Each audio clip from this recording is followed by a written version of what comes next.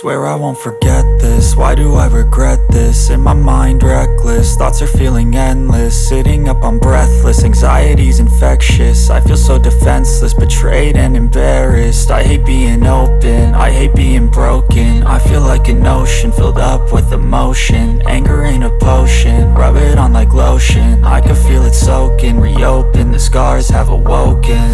I can't move on till I let go. I feel so lost, never at home.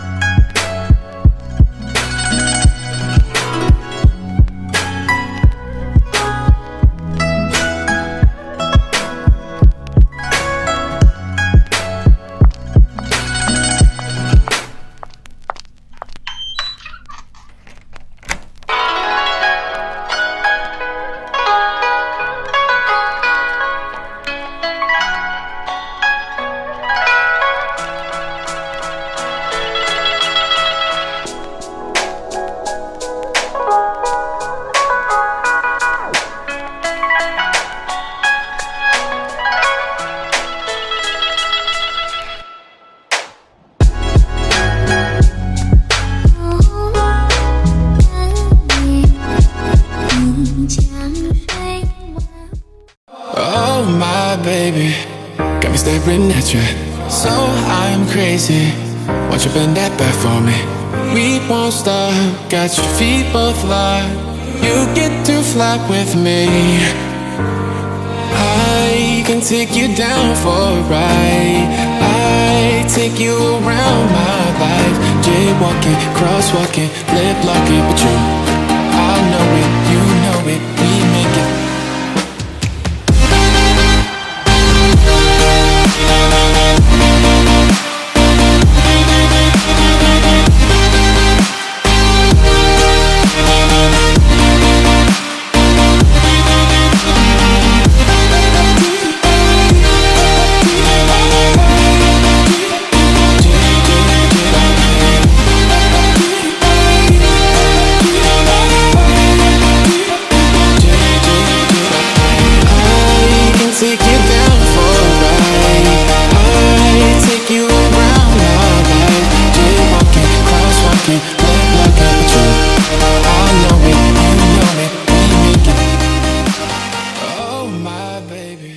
G'day guys, welcome back to another PC build, this time inside of the Thermaltake Core P5 using Thermaltake liquid cooling. And of course, for all of the specs and everything, I'll leave all of the links down in the description below. They are affiliate links, so they do help us out if you guys do want to purchase anything from Amazon. For this system, we have the Asrock X470 Taichi Ultimate Motherboard paired with a Ryzen 5 2600X CPU, and it's all under liquid, as I said, using Thermaltake gear. We do have the GTX 1080 installed in this system. Now, this is just a display build, so it's not going to be used for any other purpose than this video, and in fact this build will get taken apart probably 2 days after you guys see this video premiere on YouTube. Lots of custom acrylic panels and things like that, just sort of simple things. We wanted to try and keep this loop nice and clean, so up the top we've got the little Sombra logo from Overwatch, just on a little custom acrylic white panel. Then down below we did cover up the power supply and the cables running through because we wanted to keep that nice and clean, and also add a bit more white down the bottom. We did add that fan grille at the front as well, so it still allows for the power supply to breathe while still keeping that white aesthetic. Now, unfortunately, we do have a bit of a faulty Ryzen cable, so we weren't actually able to boot this system up. Very unfortunate, because we were going to set all of the LEDs to purple. I think it would have been a much cleaner build. We've done a lot of RGB builds, so I thought it was, time to change it up a bit, but the RGB still looks nice. That's just the way it is. Unfortunately, we cannot replace the Ryzen cable without actually having to take all of the liquid out and everything like that, which we don't have time for. It's very hard getting one build out per week as it is, so we can't afford all these stuff ups and stuff arounds. So in the end, we decided to put 3 reservoirs in this system to try and make a bit of a unique looking loop. So we've got 1, 2, 3. We've got one sort of slightly staggered off, and then it goes back. So it's like a little pattern. The loop order goes from pump to GPU to CPU, back to the radiators, and then back to the reservoirs.